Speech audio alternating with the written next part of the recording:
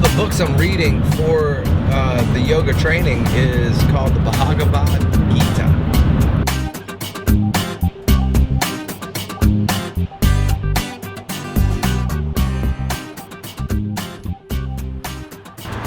Bhagavad Gita has a lot of ancient knowledge in it. One thing that's really stuck out to me recently is about not being bound by your actions.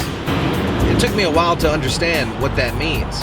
When you complete like a task or a piece of art, it's hard not to get caught up in the praise or in the ridicule of it. Both of these can be crippling. In the past, I feel like I would complete a project or a work of art. People would give you a lot of praise or you'd make a lot of money from it. I would allow myself to just sit and kind of just be proud and not quite work as hard, you know?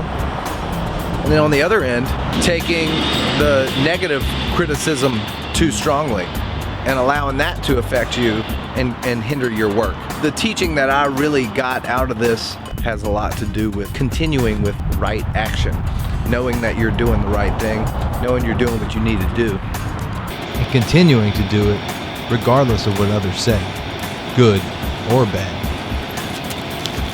That brings up another point. How do you know you're doing the right thing? And I think this has a lot to do with our conscience.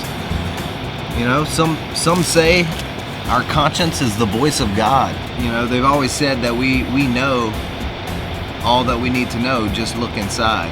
And I never understood that until recently. I actually heard that from Wes Watson, of all people. If you haven't heard of him, look him up. What he explains is, you know, your conscience is the voice of God, or infinite intelligence, whatever you want to call it. So we know what to do, and it's the overconsumption of food and the overconsumption of media that keeps you from listening or hearing that voice. And there are practices that help you get in touch with that voice. Tabletop.